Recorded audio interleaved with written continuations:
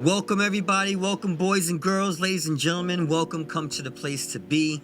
My name is Dee Wiz, and welcome back. And today we're going to have some more music conversation. I have a very special guest with me today. I know him as just being an incredible musician and an incredible songwriter when I first met him. But I did see him one time doing a gig with a band that we all know, love, and grew up on, pretty much all of us that are in my age group, Kool The Gang. So ladies and gentlemen, without further ado, I just want to bring in a good friend of mine. His name is Walt Anderson, everybody. Welcome, ladies and gentlemen, Mr. Walt Anderson, lead singer of Kool The Gang, and his own right, he's got his own music out. What's up, my brother, Mr. Walt Anderson? Welcome, Walt. What's up, DJ Dee Wiz, man? What's up, man? Today, brother? I'm good, bro. I'm good. I'm fantastic. How are you? I'm good, man. What I do on this conversation page right here is I like to talk to people about their journey in music, how music affected them, their introduction to music, and what it means to them. You know, Yeah. I just think about myself growing up, and I'm sure when I share my story with other musicians and other artists, they all have the same thing. Hey man, I was just obsessed. I grew up loving music, and I don't even know how it started. So just bring me right to the beginning. What is your first musical memory, brother?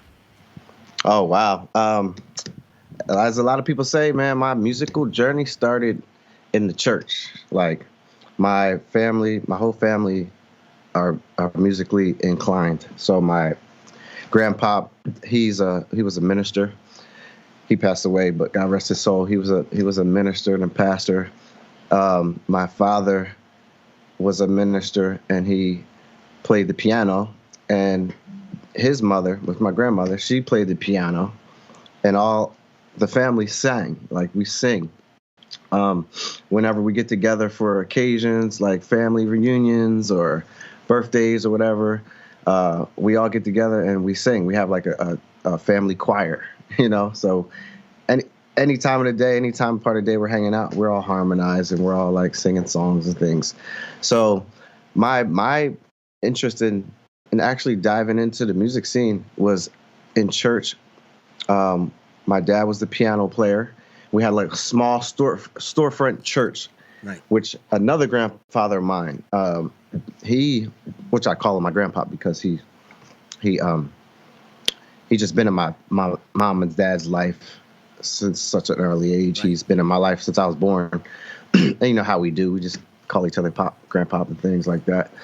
So he adopted me as a grandson, and he had a storefront church, and we had like, you know, a small amount of members, literally like 10 people, you know, that would come to the church. And, you know, he was just starting his ministry. And my dad was the piano musician and the co-pastor. And there was a drum set there, and I hopped on the drums to help accompany the music for a little ensemble, a little choir that we put together. And that was my start. I was playing the drums next to my dad. First instrument.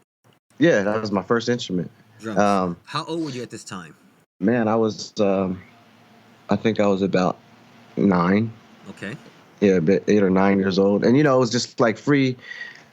My grandpa just let us, he always encouraged us to just go ahead and do what we wanted to do and just figure it out, you know?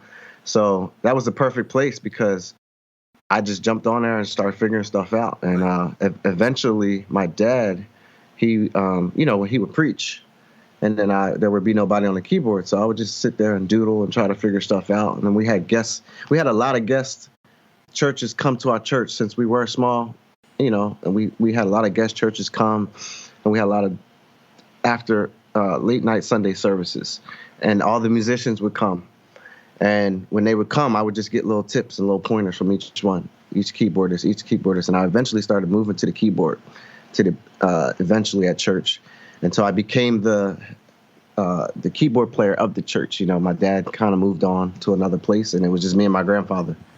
And I started playing. When you started being like the keyboard player of the church, because you started out 9 years old playing drums on the church. What age did you? Okay, I'm moving on to keyboard. And now we're going to get into that. Why you moved to keyboard as well? What age was this? Yeah, it was about 12. was about 12 years old when I moved on to the keyboards. And it was just me and my grandfather, and he would just let me just keep figuring it out. Until this day, I play by ear. So I would just always get pointers and get tips from the musicians that would come to the church. Right. And in the meantime, I was rapping. I was interested in rapping. So me and my brother, Andre, we were rapping, and he would write my raps in the beginning. And I started getting better and writing my own, but he wrote my first couple rhymes. And we put out music all during this time. I was playing the drums and transitioning to the keyboard. So we put out music locally, and I guess it was kind of a success, because we put out our CDs in the stores right next to like the big time rappers. We would go in there and put it. It was called consignment, so we would put it on consignment. All right, and I'm going to stop you for a quick second. Yeah, go ahead. Yeah, because you're saying a lot. All right. So literally now, you are a pastor's child. Yes. Right? You're a PK. PK. So going into the secular music, you can't just speak about that and then go and just say that so quickly. Oh, then, me and my brothers, we start putting out our own rap music and stuff like that. Mm-hmm. Bro, you're a PK. Yeah. So you can't just talk about that. So that's not an easy thing to do. No, it's not. It's honestly, tell people what a PK is and what that really means. Well, yeah, being a preacher's kid, you got a lot of eyes on you, and especially being a musician of the church, you're like in the spotlight, So, it's kind of frowned upon to, the rap music, the secular music, and I kind of, I guess I kind of hit it, I hit it. I honestly hit it from my grandfather. Everybody else, I didn't really care. Like, wait. Okay, so what age did we start putting these? Like 12, 15, you guys start putting out the rap songs? Yeah, I was about 12. I was a little younger when my brother wrote my first rhyme, but that was it was positive rap, Right. It's called Peace to the People. Right. It was like for some contest. It was cool. But then it started getting into, getting popular. Yeah, later on, it started getting a little bit more vulgar. We're cussing. We're talking about stuff we're not doing. Yeah. And you're still in church. I'm still in church, bro. But my grandpa, I kept it from him. He didn't. Keep going, because I want to know when he found out. But don't go there so fast. Like, again, you can't just say, "Oh, we started doing this," because again, no. Other PKs are like, "Wait a minute, you can't just do that easily." Yeah, no. So I can't really remember if he actually found that out. Like, we were rapping and cussing on records and things. But we were doing it for a while. We put out the CDs in the stores. We had like this little local hype, local celebrity, I guess you call it, hype around the town. And eventually it moved on to, high school. And we had music out, we had music out locally, obviously, but we had a lot of music out, and people were buying it. And I still kept it from my grandfather. And I guess the moment he knew I was doing secular music was when I got hired to play at a church. So I was still at his church, but we started at a certain time, and this other church started like an hour later. Okay. I'm sorry, an hour after we were out. So and it was to play every service. So out for you is 3 o'clock, 2 o'clock. No. Well, it was like 12. So we started like 10. Okay. I'd be out like 12. This other service was like, say 1 o'clock or so. Yeah. And then, so I would go over there and play. It was a rather larger church, So people from there started catching wind that I had this rap thing going on too. Right. And so they finally, they started to find out, and they started to, ask me about all the cussing and all the stuff. And of course I was kind of embarrassed, because I'm in the church. I'm like, on one side I'm doing, the church thing. On the other side I'm doing the secular thing. But I eventually Yeah, how did you feel?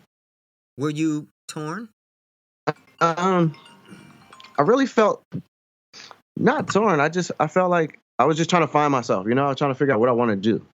You know, I was trying to figure out like, do I want to rap? Do I want to be in this church world? Do I want to, everybody in church was always, trying to convince me to be a a Christian artist, sing, because I was singing too. I skipped that part, but I was singing at a young age.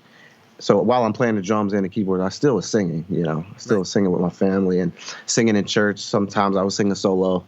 And they were always push me. I want to join you there. Stay there for a quick second. Now I want to get nerdy because I do consider like a lot of the conversation I have here like egghead conversation.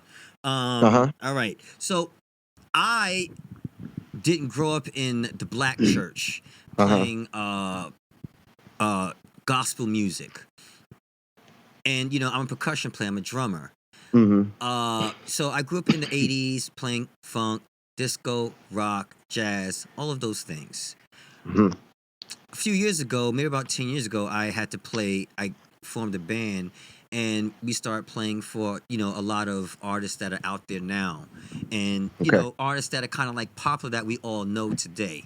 And I had to go and relearn how to play drums because those fills inside the way the church guys are playing drums now, it's not the way I grew up playing in the 80s. Those fills, when I played in the 80s, was now everything is you're incorporating the bass drum inside the fills, and I consider that like overplaying back in my day. So I had to go and relearn how to play. Not relearn, incorporate that inside my playing, right? So now for you, like I said, get a little egghead about it. Playing in a church, what did you grow up playing? What kind of, church music? Was it, the CM, was it Christian music, or was it pretty much, I grew up playing, those sevenths and ninths and all those made up chords that, these guys make, these made up chords that we do. Yeah, no, it was all the intricate stuff like that you're talking about. I think gospel music is some of the most complicated music actually out there. Stay there for a second, yeah. Yeah, no, I think it is. So it's a great place to start and to learn, But at the same time, it's funny you say overplaying, because it's kind of more accepted, overplaying, over singing, over everything in the gospel world, Whereas when you go to the secular world, it's like, okay, you're overdoing it. Got to tone it down a little bit. So yeah, like that's what I grew up doing is all the. You guys make up your own chords as well. You guys, you're playing. It's called reharm. Where you're playing notes that are not even inside the key. They're not even inside the camp, and not even inside the scale. Made up stuff. Exactly. And I had to kind of learn that stuff. I'm like, bro, I went to Juilliard. I'm like, I've studied with Bernard Purdy. You know what I'm saying? Things of that nature. But I'm like, wait a minute. No, I have to relearn this stuff. And as you said, I think you're right. I'd have to say, Walter, being that I did not grow up with jazz music, I do believe and feel that jazz music, probably in all instruments, including vocals, would you agree as well?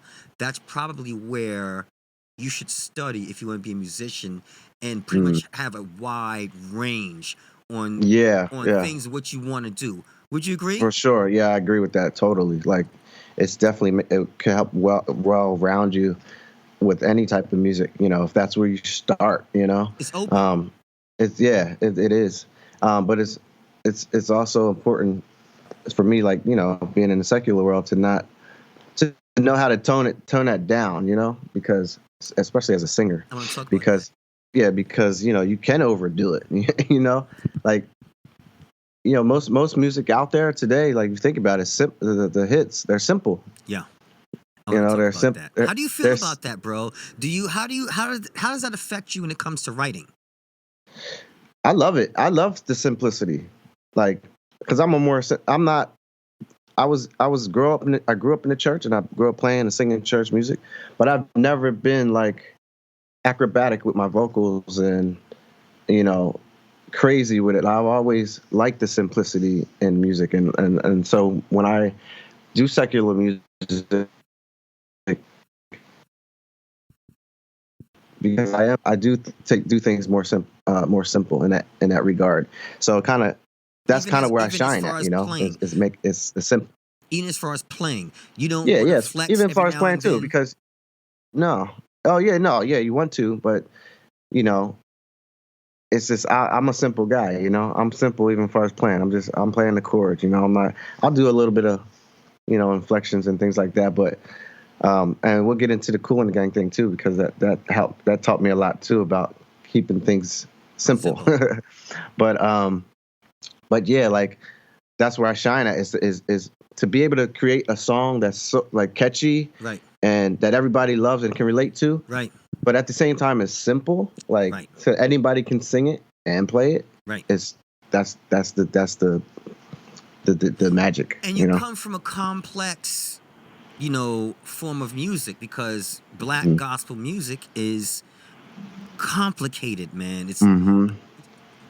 and when I say complicated, if someone were to sit down and score exactly what's going on, Walter, Mm-hmm. it would look crazy.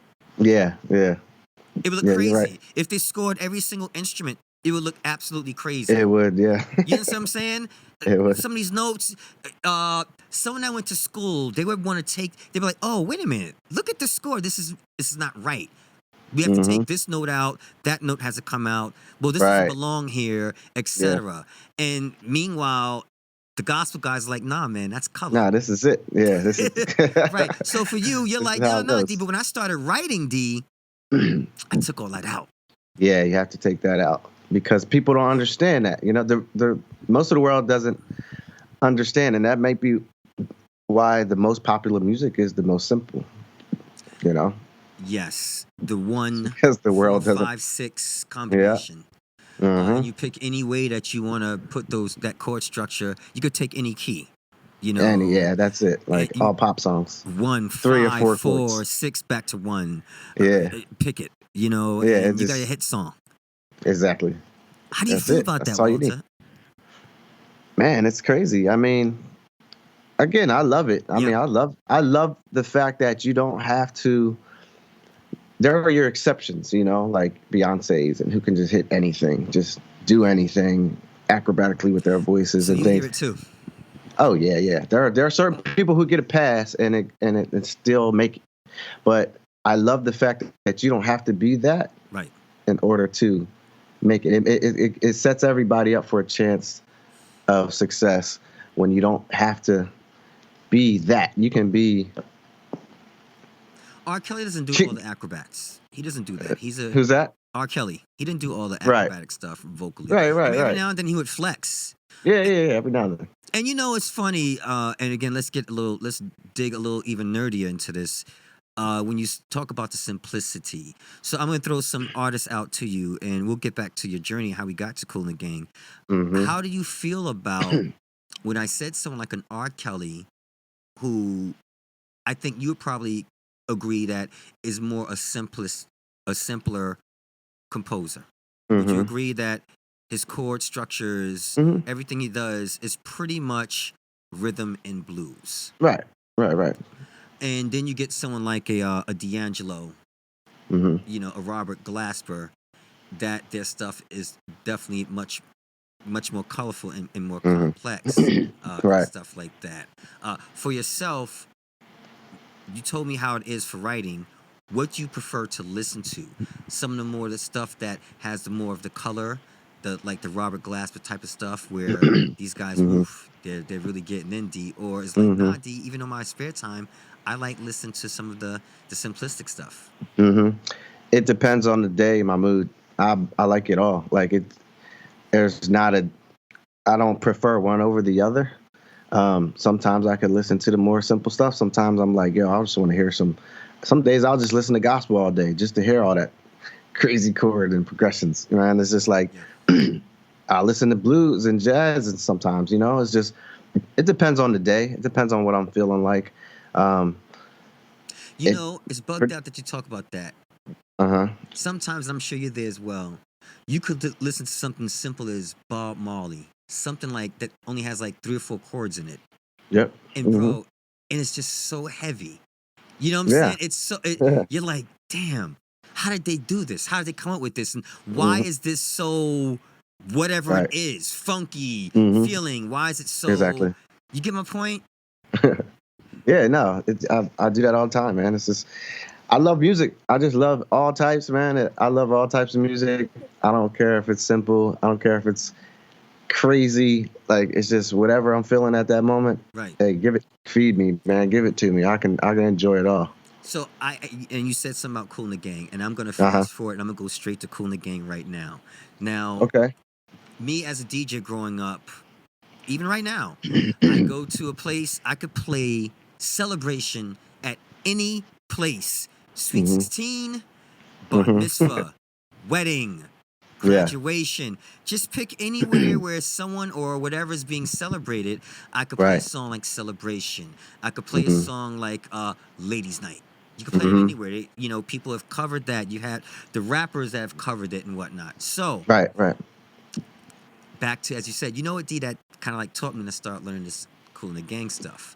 Now Mhm. I'm gonna get into how you got into the band, Okay. but I also want to, being that we're here in this egghead place, in this nerd area, some of those songs, Get Down on It, Mhm. Cherish, Summer Madness, Fresh, Too Hot, Joanna, all these songs, which ones were the hardest to learn for you? Wow. The hardest to learn. So I don't play all these songs. I sing most of them. Um, so I guess from a singing point of view, from a singing aspect, wow, which ones was the hardest? Whew. That's a good question. Yeah, like I said, I want to dive and I want to get into, see, and this the reason why I wanted to do this Mhm. channel. No one asked Mhm. you guys these questions. Mhm. Nobody.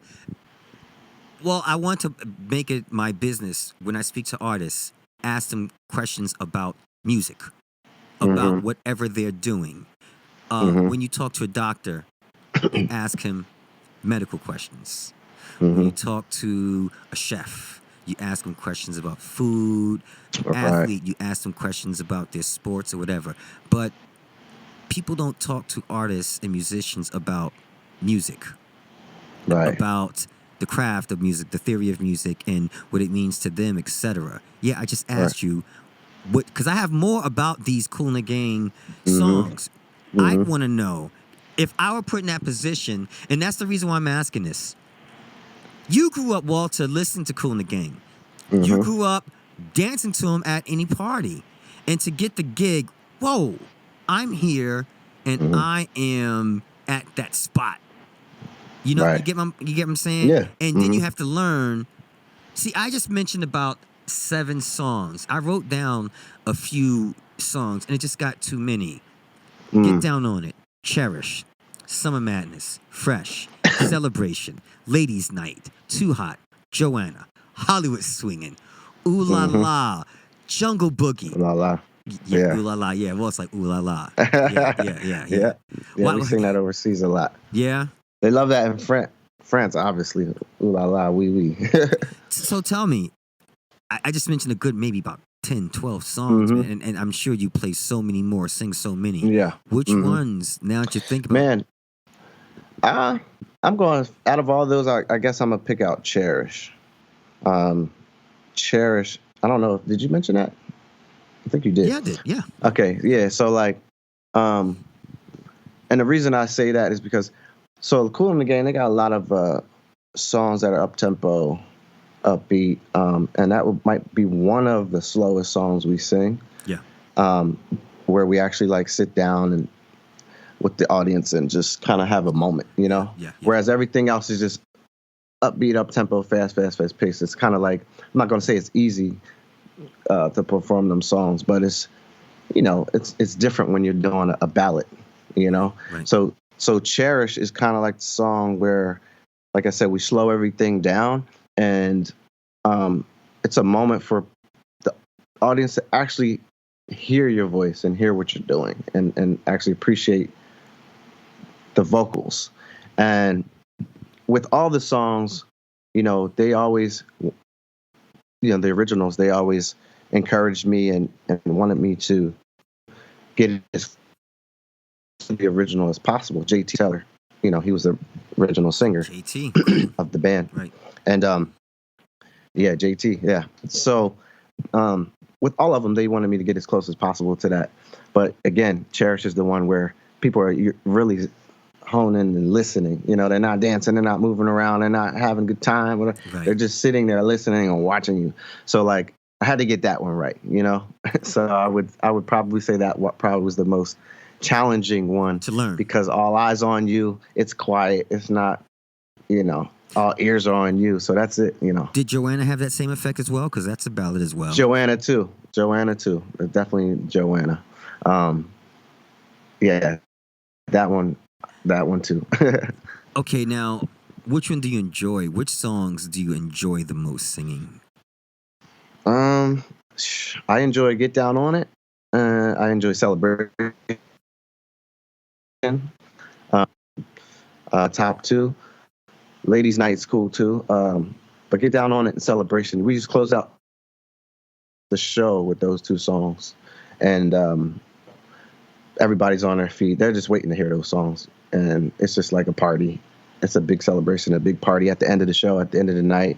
And those two are just like the climax of the whole performance, the climax of the show.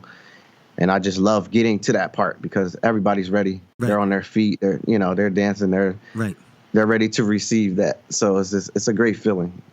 And you don't play anything, like you said. Everything is singing. You're never on keys or guitar. Oh yeah, no, I'm not. I don't play all the songs. I play some. So so sometimes we're like Hollywood. So there's a guy, Curtis Williams. He's been with the band forever. He's a phenomenal musician, genius, man. And he's me and him switch off on sometimes because he plays the saxophone as well. Yep. And he likes to he's got a lot of energy. He's full of energy. He likes to be on the keys, like jumping on the sax, getting around dancing. So sometimes he'll hop off there and I'll hop on the keys for 2 or 3 songs, Are you guys playing and singing everything in original key? Yes, we are. Original keys. Oh, man. See, now you see how you just giggle with that one. Like, again, that's an important thing. I know, yeah. I'm sure playing with a lot of people, they switch it up, right? Absolutely. Well, there's nothing wrong with it. Nothing wrong with it, no. The older you get, like there's certain things you just can't do anymore. Yeah, you have to. You got to drop the key. Let's bring it down a half step. So we left off at get into secular music. Now, I want to fast forward. Mm-hmm. I want to fast forward to getting inside this Kool the Gang situation. Mm-hmm. So now, Walt Anderson is an artist. Walt Anderson is doing his thing. Walt Anderson is, like you said, hey, D, I got my own group. I'm putting on my own things. How did we get to being the lead singer of Kool the Gang? Where did this come from? Yeah, so it kind of came out of nowhere. At the time, I was doing photography and videography out of my own studio that I had called WA3 Photography. So I was doing people's music videos. I was, doing all types of portrait photography, on location type things as well.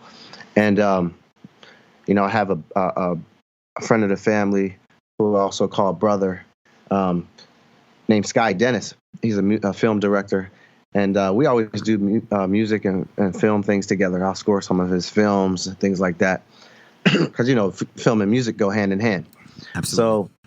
So he would always, put me on this project or that project or tell me what's going on musically over here that I can try to dive into.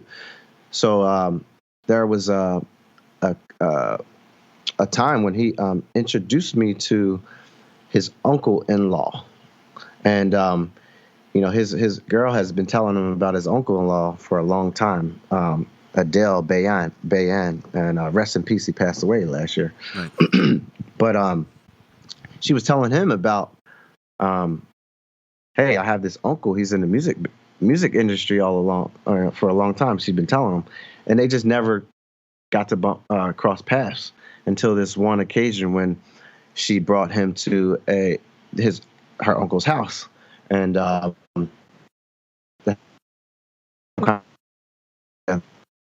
um, at that get together, my brother friend, he happened to just have a CD of mine with my music on it, and he ended up talking to the guy and saying, "Hey, I want you to check out my little brother. Check out his music." Um, and they started talking music. They started talking different things, and the uncle had told him like, "Hey, I'm responsible for putting out Color Me Bad. I'm responsible for Pink. And my cousins are Kool in the Gang. And we're cousins. I manage them too." And he's like, "Oh, cool. I want you to check out my little brother's music." So they went in the car, checked it out, and then of course the uncle Adele. He's in his head. He told us later that in his head he's like, "Oh man, another one of these." Okay, I'll listen to it. So they went in the car and listened to it, and he actually was like impressed with what he heard. Right. And he was saying, "Hey man, this is actually good. Like, I'd like to meet him." So they set up a meeting. We went to dinner, and at that dinner, we met, and he was telling me that he wasn't looking for anybody to manage or anything, but when he heard me, he was like, "I'm interested, like to maybe manage you." So that's how it started out as a management thing. Right. And at that dinner, before we left, he said, "Hey, I'm gonna email you this song or this track." It was just a track at the time. He's like, "I'm gonna email you this track. I want you to see what you can do for it." He's like, "It's actually something that Kool and the Gang's working on. Couldn't figure nothing out for it."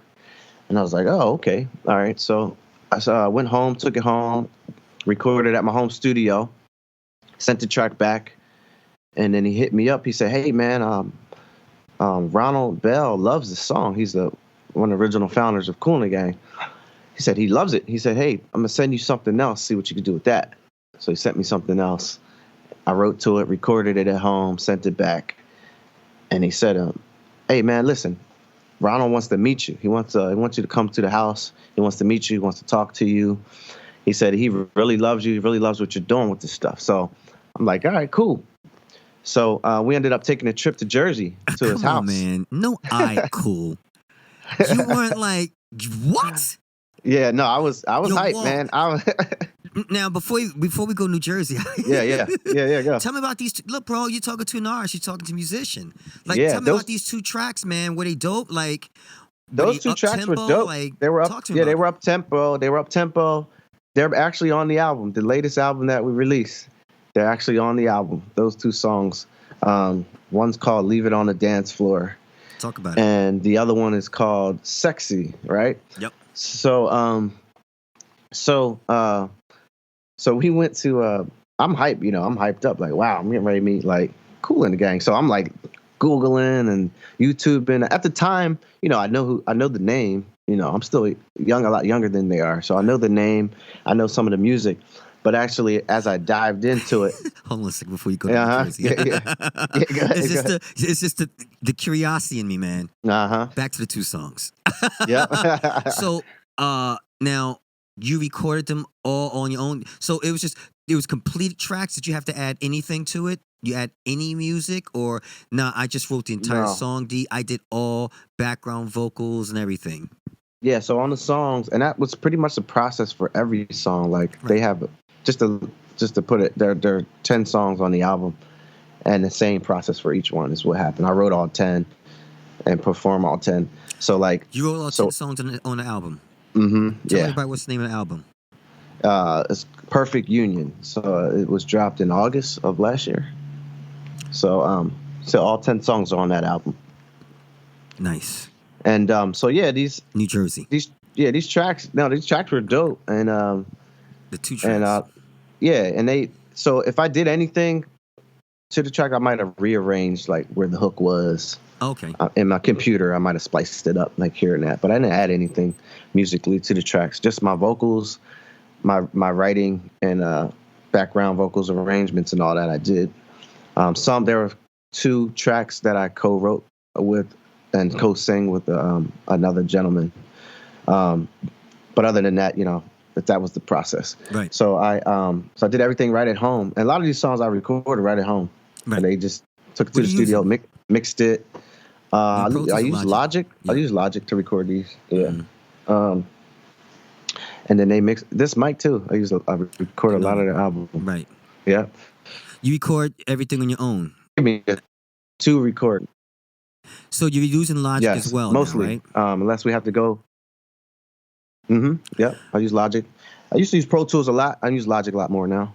Because of the instruments that are inside Yep. it. Yeah, exactly. Right. Yeah. So continue. So we're going to Jersey, and by this time I'm up to date on all the music that I knew they already had, all the music that I heard before and didn't know it was them.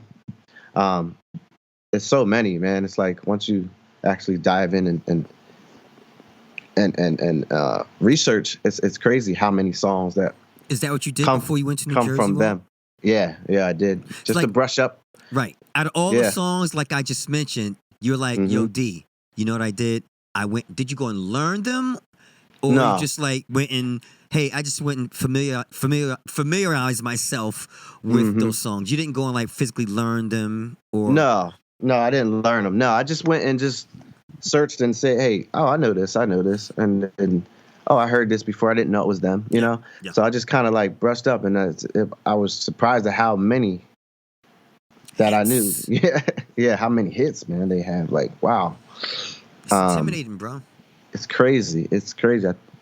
So we're on the way to Jersey, and man, I meet Ronald Khalis Bell, and he's the genius, man, behind a lot of these songs, a lot of the music, and it was I was. You know, Did you know what you were going out there for? We're just going to meet. No, like I had no idea. I had no idea what I what I was going for. I just knew he wanted to meet me, and I got in the car. Continue. Like, okay. Yeah, I'm on the edge of my seat. I want to know. Okay, I'm in the crib. Talk to me. Yeah, I'm in the house, man, and we're playing some music. He's showing me a home studio. I think we had some lunch. I'm playing him some music. He's playing me some music. And then eventually we sit down on his couch, man, after all that. Oh, he's showing me all his awards, you know. I'm seeing all the Grammy, all the Soul Train awards and all the. I got a picture, too, holding them all. I'll send it to you. Right. Wow. But I think it's on my Instagram, too. But, man, it was just like a very humbling experience, man. I'm just like, man, this is what I want to do. Like, this is where I want to be, you know. I want to one day. I aspire to accomplish these things too one day, especially when I'm holding those, those awards, man. It was crazy. So so we sat on the couch, and he said, "Hey, man, I'm gonna put it to you like this." He said, "I really like what you're doing. I haven't got this feeling since JT Taylor." He said, "Man, and I got the same exact feeling when I heard your stuff, and I'm getting the same feeling when I." Sitting here talking to you, and I'm actually meeting you in person." He said, "You guys kind of remind me of this. You guys remind me of each other." And he said, "But I'm gonna put it to you like this." He said, "These songs here, we can really use these songs. We can purchase them from you. You know, we can do work out a deal with these songs." He said, "Or you could sing them, and then you could travel the world with us and sing these songs yourself." So I'm like, he's like, "Think about it, take some time, think about it." Damn. And I was like, okay. So damn. Actually, I didn't take too much time to think about it. So I actually kind of made up my mind right then. I was like, shoot, this is an opportunity of a lifetime. So, but did you say that? But to I him? did. No, I didn't. I was like, wow, I was like, I didn't say much then. Right. But when I did finally get back home and stuff, and I'm like, yeah, I need to do this. Like, for sure, I'm in. I'm all in. So what happened was after that, I actually was in the studio a lot more, doing a lot more studio work with them for like a while before I actually went on the road. So it was like I don't know, 6 months, 8 months. I was actually just doing more records, more music in the house, sending the tracks back and forth. And we come out with a ton of songs, man. We have so many songs right now. And eventually it led to the song Sexy. So my bad. I said Sexy was one of the second ones I wrote. It wasn't. It was another one. I can't remember which one. If it's even on one of the latest ones before I went on the road with them, and that was the one that they said, okay, now we're gonna put you on the road, because that was the single that they released, and they wanted me to perform it, the single, as on this new line of touring that they were getting ready to do, and I performed that song. So I was on stage performing only that song, and then background vocals for the rest of the show. Okay, so we've been talking music mostly. I want to get into mindset as well. Like you said, D, I didn't know these songs. I just got called into a meeting. They told me to come, and I went to the meeting, D, and I didn't know what to expect. And I just got offered right there at the meeting to be the lead singer for Kool The Gang, and to incorporate my songs and my artistry inside their stuff as well. And the leader of the band, one of the original members, is saying to me, you can come and travel the world with us, with your songs and singing our songs as well. Right. So outside of this, which is natural talent, outside of being able to do things, there's a mindset now that goes into that I want you to talk about as well, because I have 1, 2, 3, 4, 5, 6, I have 13 songs here that I wrote down prior to you and I speaking that I know you had to learn, but I know there's like another 20 probably that you had to learn also. So talk to us also about the mindsets that you had to put yourself into. Hey D, once I made that decision, I will do this and tour the world with them, and I'll go around and represent these guys. That's not that's a tall order. And you have to get into it's like being a boxer, I'm taking on this fight. You have to train for this fight. Are you qualified for this fight? It's like running a marathon. I have to train for the marathon. I hang with a bunch of athletes, endurance athletes, and they have to train for things that they do. What is the mindset then after you said, okay, I decided I'm going to do this? Man, the mindset was just, I just had to focus. I had to go in. That's what I want to know. Yeah. Yeah. I had to learn all the songs. I had to study. I had to train. Just like you said, I had to train for it. I had to study. I had to, not only that, but I had to still perform the songs the way that they needed me to perform. It's not just going in there and just, because my mindset at first was just go in there and just sing, be Walt, just sing just sing the songs like you're going to sing them,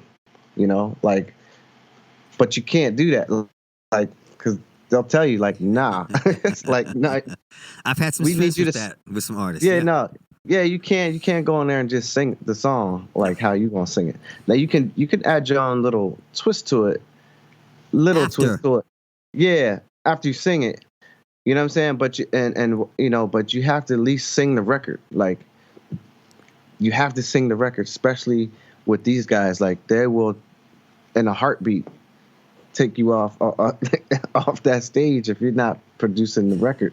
So that was a learning experience too. And like I said, I've always been simple. So I kind of guess I was blessed to already know that. Right. To know, hey, sing the record. Right. And that's one thing that they loved about me too, is that I didn't deviate from the record so much. I added Walt to it, but I'm singing the record. They, at the show, the audience is going to hear the record, the songs that they're used to hearing. They're not going to hear some old crazy rendition. How was that stomach nervousness for your first rehearsal? Not even first performance with them. D, I learned these songs, etc. Now I have to go and perform and rehearse these with these guys. Again, it's back to mindset. Yeah, that was nerve-wracking, man. That was it was nerve-wracking because I've been used to the stage, I'm used to performing, but at this level, it was much different. And at this caliber of group and I looked up to them. It was almost surreal being next to them. It's surreal being in rehearsal with them. Like wow, I'm rehearsing with Kool. Like, Word. Kool's the bass player, by the way. So like, everybody thought it was JT. Rob. It was Kool. It's like, yeah, Robert. So it's like, this is really cool. Like, you know what I mean? Like, I'm with these guys. It's Robert. Band. Yeah, it's Robert's it was 4 originals at the time I joined. His brother. Now it's left to 2. Yeah. So Kool's still there. And the original drummer, George Brown. But it was surreal, man. So, I had to bring my A game. Like, I had to bring my A game for real, because I'm actually with these guys. And it's funny because I'll tell you this story. My first performance. So Sexy was my first song. Yeah. And I'm singing that song by myself in the show. But my first performance of that song was on live TV. It was on a Today Show. Whoa. So, and they were so nervous. Yeah, they were so nervous, man. Like, I'm practicing at home. We have this Today Show coming up. Never performed the song live. We rehearsed it. Okay, so we never rehearsed it till the day before the Today Show. So all the time leading up to the Today Show, they're just like nervous. They don't know what to expect. They're like, I mean, I could just feel them, and I had confidence. I was confident in the song. I was confident in the performance, and I was just like, it's gonna be all right. Just don't worry, it's gonna be cool. So, and this was before we went out on the road and started doing touring and things. But this was like my first, maybe my initiation, I guess. So we rehearsed everything the day before. And then the next day, man, we were on Today Show. So if you look that show up on YouTube, the Today Show, Kool the Gang, Sexy, you just type in those words. Right. That was my first performance with them guys. Whoa. And I had my own shirt. Like, you'll notice, like, I had to buy my own shirt because they had a wardrobe. So I didn't know what they wore. I didn't know what to wear. They actually didn't like what I wore. but I brought my own shirt. And I was they said they wanted something sequin, something shiny, something with some kind of bling on it. Right. And I was like, okay. Right. So I got this red shirt and had this gold bling on it. Right. And it was a lot different than what they were used to wearing or whatever. But it ended up working out, it worked out good. But that was the first one, man. I'll never forget that. When you say, hey, D, they want you to sing the song the way it is, the way it was written. I'm sure you remember this because I think all or most musicians that have ever seen the Michael Jackson movie, This Is It, remembers that moment when he was talking to, I think it was the drummer, and he was like, play the song the way the people know it. Know it. Right. I think, everybody remembers that moment. That's probably one of the most biggest musician moments in movies. Because I believe it's the drummer. He just kept going back and forth with him. And as you said, that's a big deal, bro, that people want you to play the song the way it was written, the way they know it. Fat shout to Melissa Morgan. She was a good friend of mine, and my band would back her up every now and then. And she's been in my basement, bro, with very qualified musicians. And she's, if it's what, no, that's the wrong chord. And it will sound exactly like the chord. It's just one note. And you're no, it's actually, that's not the chord. Not it. Right. Sounds like it, but that's not the chord. Not it. And you had to actually learn every single thing. Listening to music and listening to it from a fan's point of view is not the same thing as learning it and reproducing it.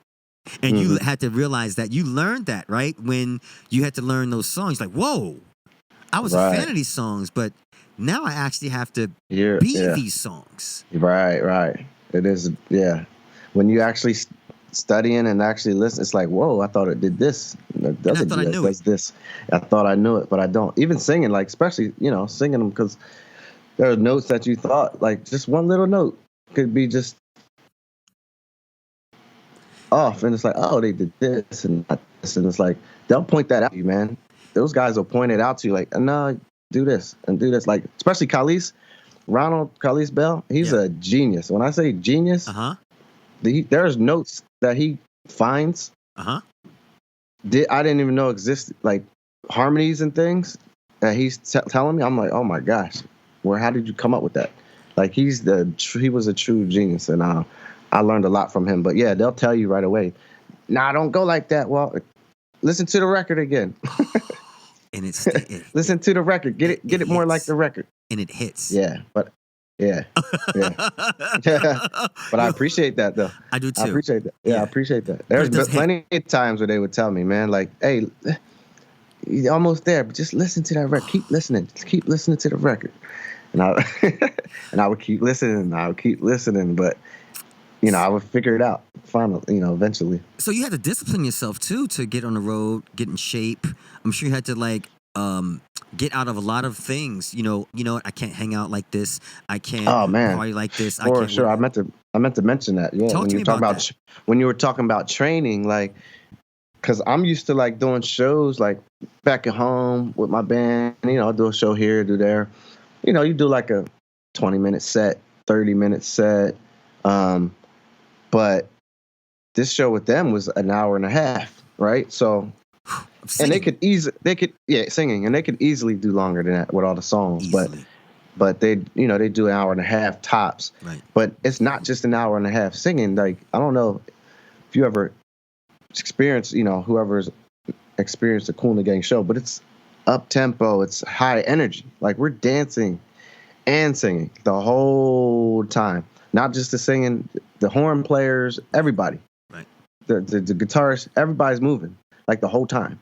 It's kind of like the Bruno Mars, like, it's almost like, how Bruno Mars, their whole band is just moving the whole time. It's like a very energetic, hype show. It's like that. No, it's not like Bruno Mars. Bruno Mars is like that. Like that. Okay? Exactly. It's not like Bruno Mars. It's the other way around. I think he admitted that too before, like, a lot of stuff he's took in. Casey and the Sunshine Band, bro. Go and watch Casey and the Sunshine Band. You see the horn play. Best of I like. Yeah. That's the band. Moving. Yeah, man. They. Yeah. And even cool, like I said, the horns, like, just like you saying, bam, like right there at the mic. No, they're out in front. They're dancing. They're pop locking. Like, there's all types of stuff happening. There's flipping the horn. They're flipping. The horn players are tumbling on the stage. Like, it's all what did everybody expect of you? What did they expect of you to? How did you fit into all of that, bro? Man, because I wasn't doing that. Like, I wasn't doing I wasn't doing that before the Kool. Like, I was, man. I will say this. After being with them, I traveled with them for like five years, right, all over the world. I would never do a show the same way again after being with them. I just can't. I just wouldn't be able to. You have to be moving some kind of way. You have to be moving. You have to be moving around. But yeah, as far as like you were saying, preparing and training for that, I wasn't prepared for that because the show, like the hour and a half high energy show like that, I had to like actually after a few shows, like say, whoa, I have to take care of my voice. Yeah. I have to take care of my body. I can't hang out late. I have to really wake up and do this again. We got to like wake up and get on an early flight. Yeah. 6 a.m. Fly to the next place. Do the same thing. Do the show. Wake up again the next day. Fly. Do the show. I had to really like condition myself to really do it, and that was while singing background. Not even singing lead. Right. Yeah. And that's what I wanted you to share with everyone. Like, being an artist, being a musician, it's close to being a boxer. It's close to being an athlete. It's very close. You have to train. When people see, it would annoy me when, and it does, not would, it does annoy me when I hear people talk about specifically Janet Jackson, or she had surgery to do this and whatnot. And, I traveled with Salt and Pepper all around the world more than once. And we traveled with dancers. You're going to be in shape. Like the type of dancing that Beyonce does, that Janet Jackson does, that these dancers do, that Chris Brown does, that Omarion does. You're like Hmm. you're saying with the horn players or whatever, you have to be in shape. Yeah, Like you have to. and shape, not just like you said vocally. Oh no, D, and you have to change your diet, I'm sure, as well, Walt. I'm sure you Oh start yeah. consuming more water and more lemon products and things of that nature to kind of like Hmm. keep you even energetic. Did you kind of like switch your diet around also to sustain energy? I did. Yeah, I had to switch. I had to drink more water. There was one time where I then I'm not gonna say passed out on stage, but we were overseas somewhere. I think we were in Germany or France. It was like 60,000 people, man, in the audience at a festival, and I literally like there's this thing where I like turn and I like jump up and I turn, and when I turn, I just fell like I felt like my legs were like noodles, and I don't know if it was because to this day I don't know if it was because I just lost my balance when I fell, Right. or if something was wrong. I was just like dehydrated or whatever. Because when I went to the hospital, they did say I was a little bit dehydrated, but I don't know if that was the reason or if I just lost my balance. Right. But I actually fell like on stage, like right in front of all those people. Luckily, it was at the end of a song, and the other brother was coming up to sing the next song. So I think half of the people noticed it, half of them didn't. But so it wasn't that embarrassing. But yeah, I was done. I was all messed up, man. My ankle was all bruised up for 3 days. I had to sit down. I had a similar experience to something like that, and again, it's back to being in shape is also your diet, and that's why I asked you about that. When I was on Hmm. tour a few years ago, only with TLC, I was consuming water, water, Uh-huh. water, water, water a lot. It was during the summertime, so I just was conscious consuming water, water, Hmm. water, water, water, Hmm. and may have been in Foxwoods because I know we were somewhere up in New York because I invited some friends with me, and I remember being on stage, and Walt, my toes just locked up and cramped up Mm. while I'm on Wow. stage DJing, brother. And I'm like, Wow. "Ugh." And I didn't. That's never happened to me ever in my life. Ever. Yeah. Never, never, never. And I Crazy. didn't know. I was like, oh, and it was so painful. And I don't Yeah. know if any of your joints have ever locked up, but when Hmm. they lock up, I mean, they're like a ball of fists. Oh And yeah. I was on stage. Mm. Fast forward to the lesson I did learn was I didn't incorporate enough electrolytes in Mm. my diet. I was drinking Wow. water, which doesn't Yeah. have Electrolyte. exactly. So Mm. what I did and what I do now is I actually carry some electrolytes with me in like a little Oh, cool. pouch and now incorporated because now I Smart. realize how important that is because and then I started going into research and I realize now when we're sweating all of that stuff out and Hmm. just drinking water alone does not replenish Not enough, right? exactly. Yeah, I experienced the lockup, but I don't know if it's the same thing. But so that same show I was telling you about, right? So I did the turn thing.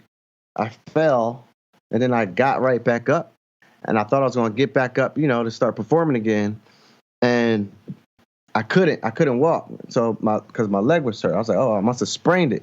So I actually got off the stage. I went off stage left, went off stage right, and then so I kind of like was like trying to like work it out, work out my ankle or whatever, and I worked it out to the point where it was feeling better. It was like feeling better. I started massaging it through, started twisting around, started feeling better.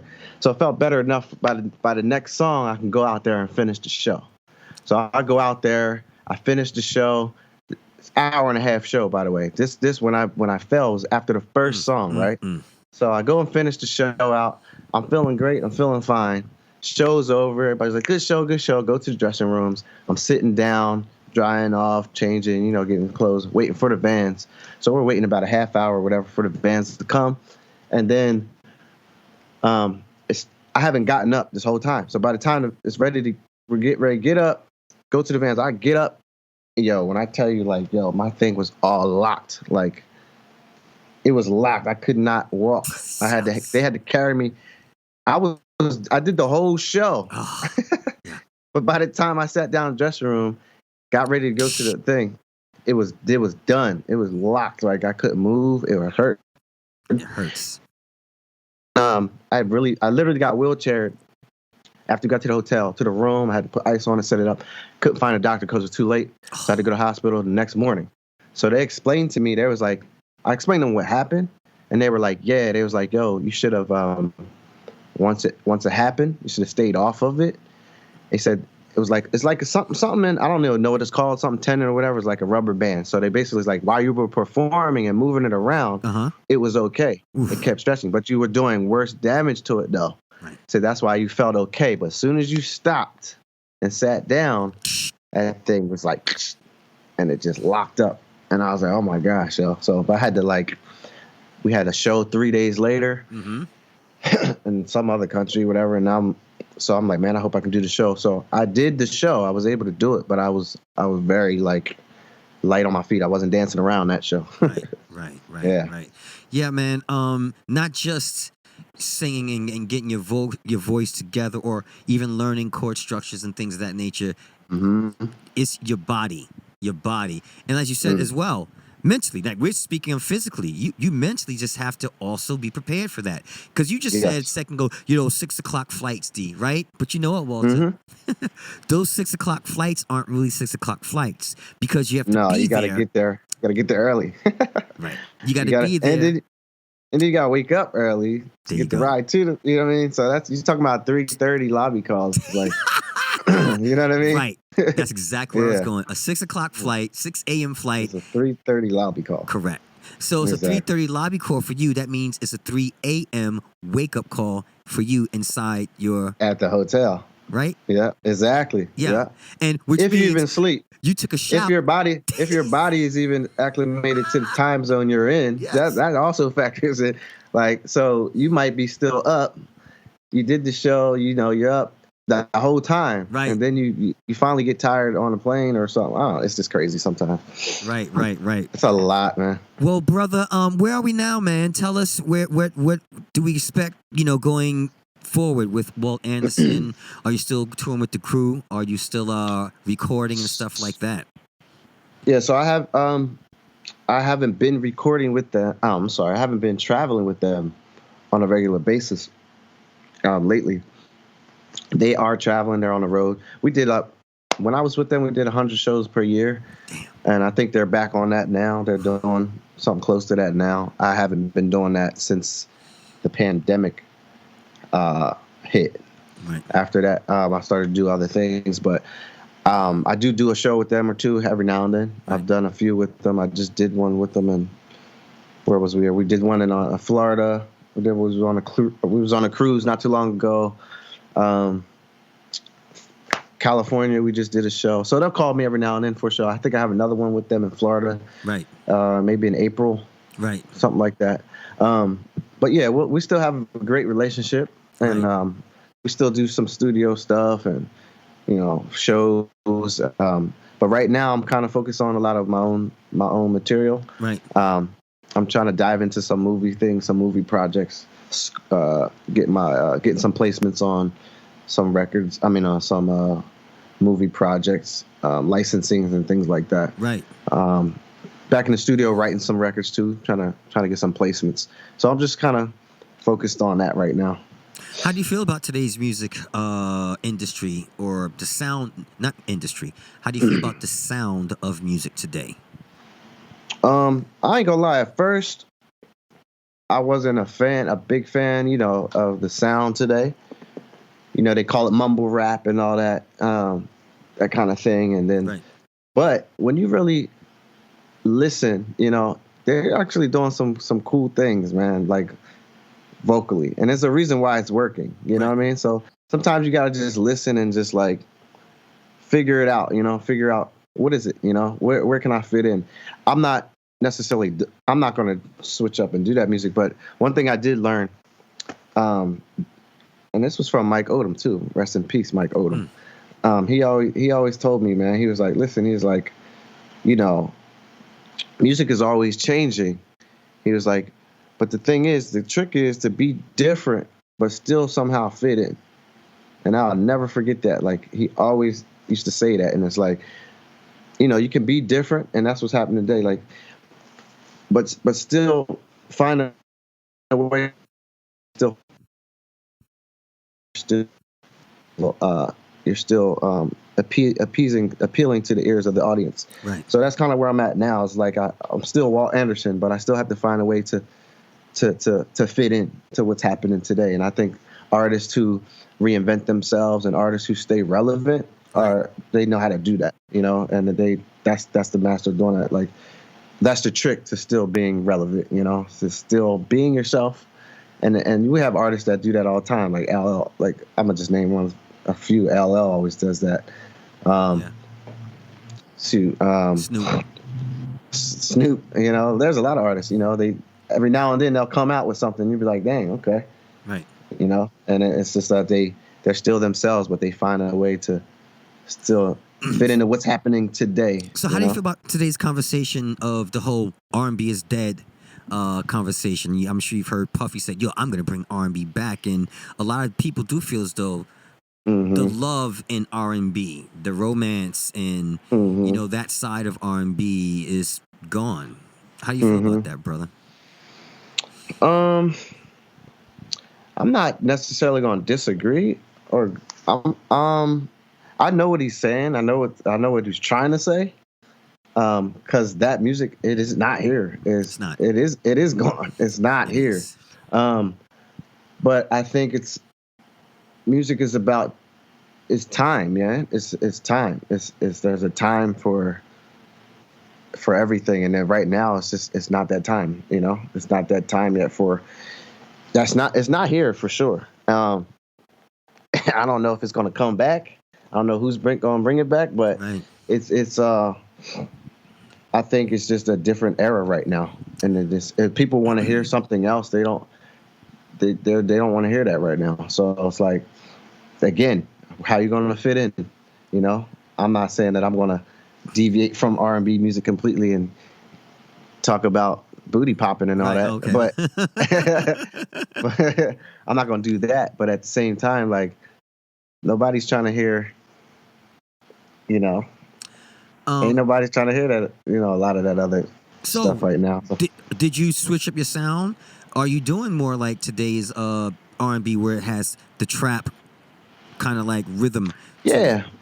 I think that's where you can kind of bridge the gap with the two. Is like, you know, you don't have to say anything as vulgar as they're saying right now, but when you aesthetically, you know, musically, you know, what's your sound like? The trap, like the drums, the beats, you know, the tracks are like, you can still sing a love song on some of them tracks and it'll still be cool.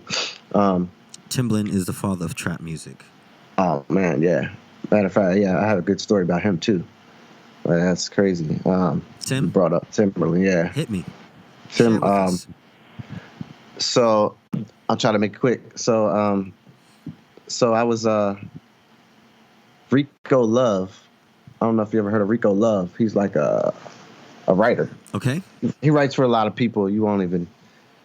He's a very successful writer for a lot of different artists. And he was on the Instagram.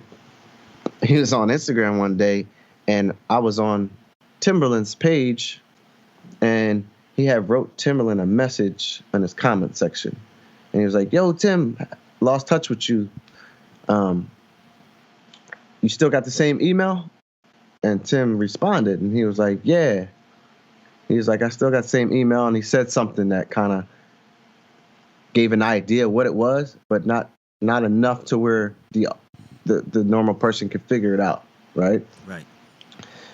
So he said something Timbo, something, whatever. So I was like, oh, okay, cool. So I'm looking at that, and I'm just like, man, let me try to Morse code something right real quick. I love it.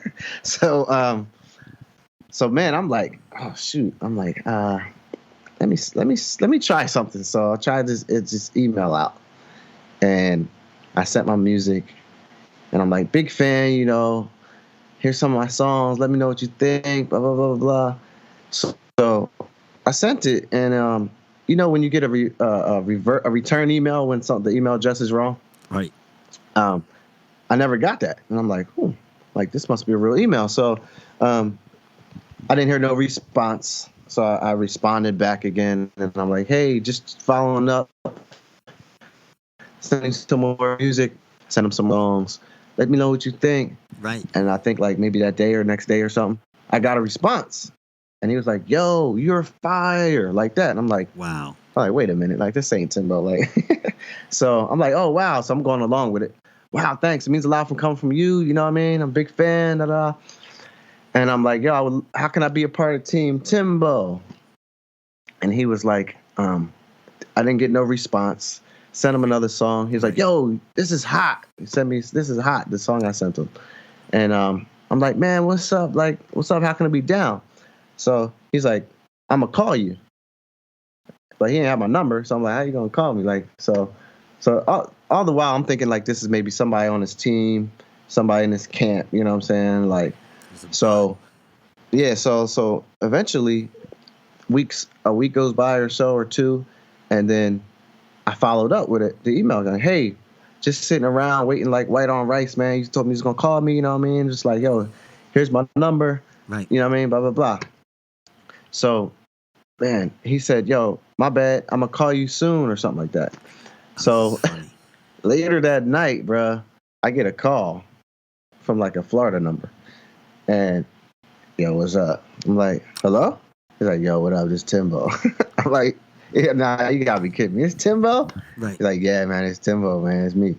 So I'm like, well, so I'm still like not believing it, you know? I'm like, is this a joke? You know what I'm saying? Right.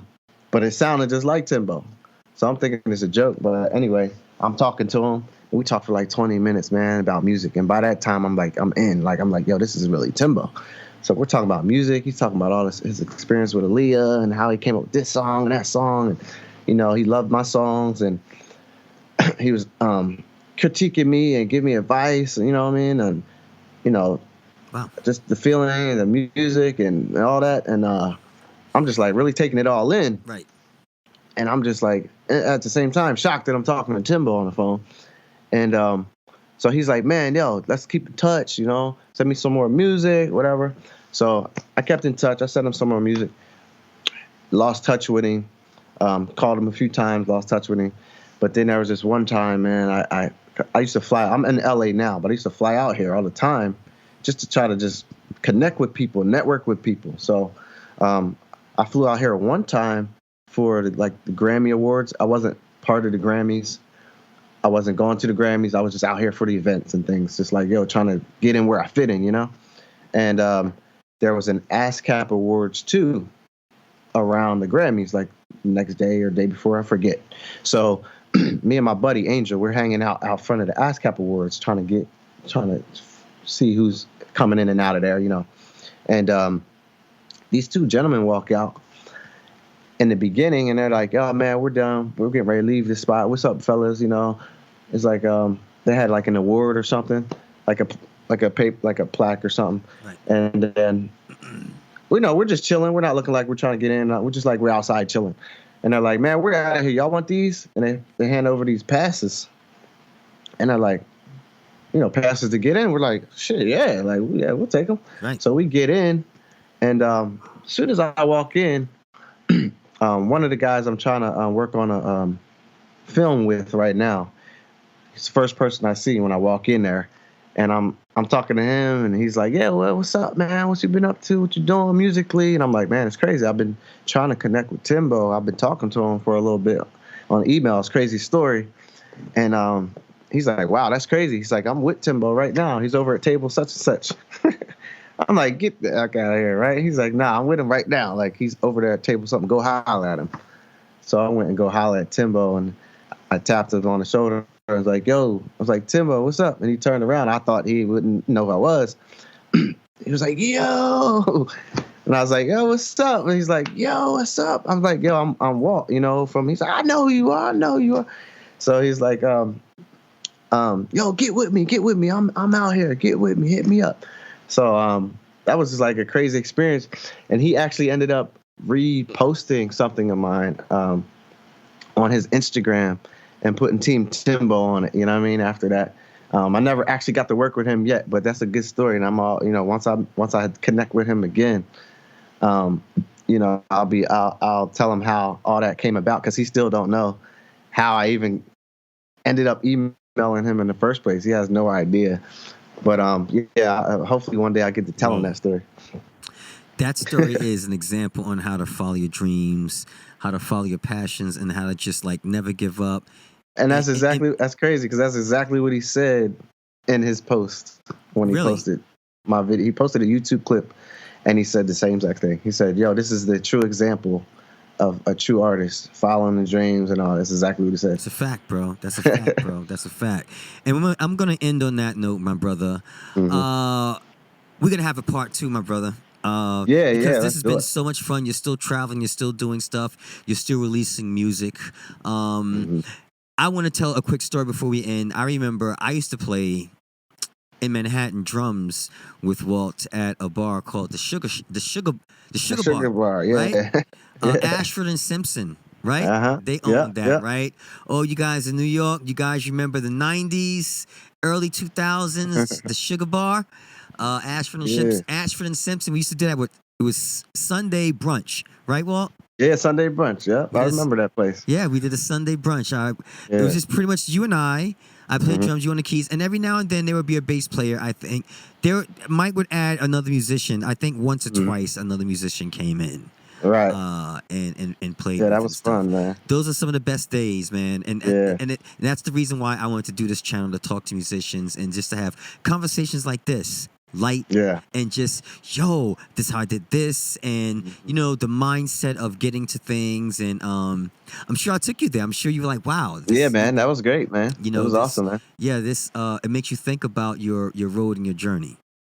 Right. No, this was definitely great. It was definitely cool reminiscing on everything, how everything came about, man. I appreciate you bringing me on your platform, bro.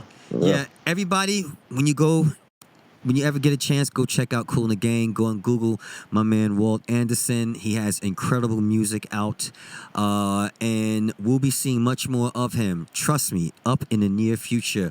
My name is Dee Wiz. Thanks for hanging out with us, everybody. Peace. Peace.